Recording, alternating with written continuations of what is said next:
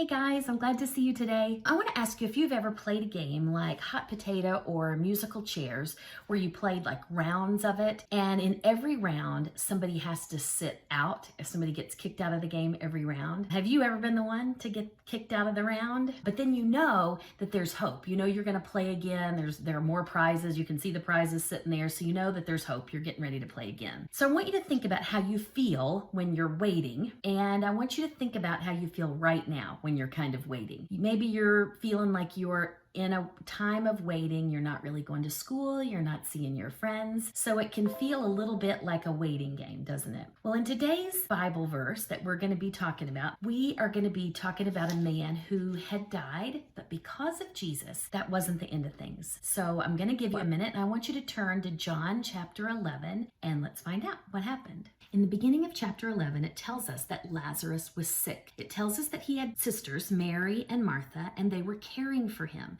It also tells us that Lazarus and Mary and Martha were friends of Jesus's. Mary and Martha were caring for their brother Lazarus, but he kept getting sicker and sicker. So Mary and Martha sent someone to tell Jesus that his good friend Lazarus was very sick. The Bible tells us that Jesus loved Lazarus and Mary and Martha, but Jesus didn't hurry to get to their house to heal him. Jesus said that what was happening would show how great God is. Do you remember last week when we talked about Jesus healing the blind man? Jesus said something very similar, that the man's blindness would bring glory to God. And it did, because you know what? We're still talking about it today. So Jesus waited. He waited 2 days to go and check on Lazarus.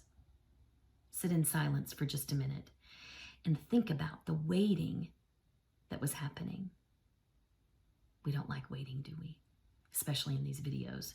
So while Mary and Martha were waiting for Jesus to arrive, Lazarus got so sick that he died.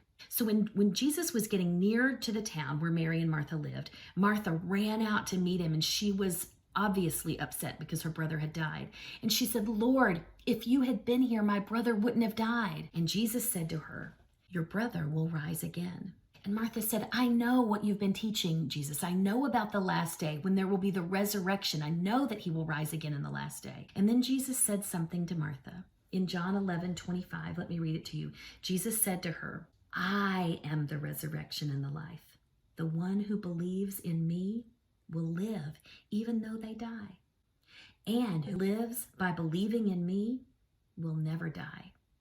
Then he asked her this question, "Martha, do you believe this?" And Martha said, "Yes, I believe that you are the Christ, the Son of God who has come into the world." Then Martha hurried back to her house and she told her sister that Jesus had come. And when Mary heard that Jesus was near, she ran out to meet him and she fell down at his feet. And she said the same thing that Martha had said earlier. "Lord, if you had been here, my brother would not have died." They knew Jesus and they had been with him and they knew his power. So when Jesus saw Mary and the other Jews who had come along with her and they were crying, he was deeply troubled, and he asked them this question, "Where have you laid him?" And so they said, "Come and see." And then it's the shortest verse in the Bible, verse 35. It says, Jesus wept. Jesus cried.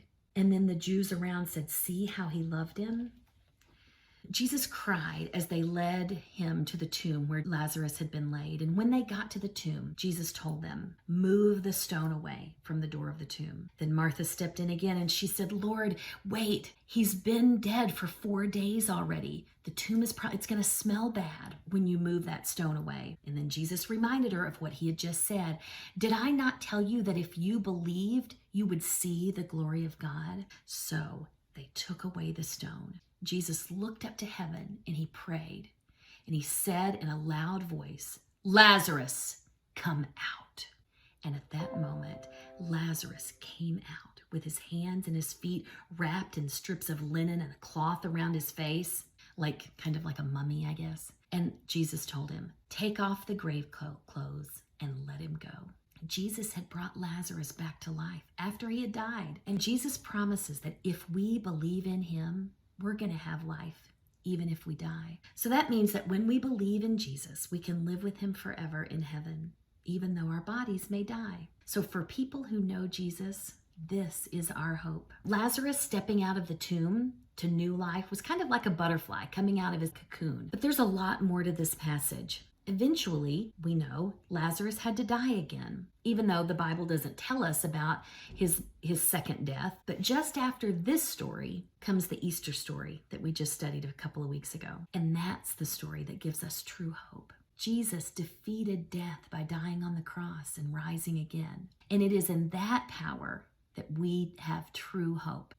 So that as you are in a waiting game, waiting for things to kind of get back to normal, I want you to look around. It's kind of like nature is in this waiting game too, and I can see signs of spring coming forth. I see the trees just getting ready to bloom. And I want you to look at those. I want you to think of the signs of hope, like the trees getting ready to come out or butterflies coming out of cocoons. And when you see them, I want that to remind you that God has filled us with hope, the hope of a forever in heaven with him for those of us who know him.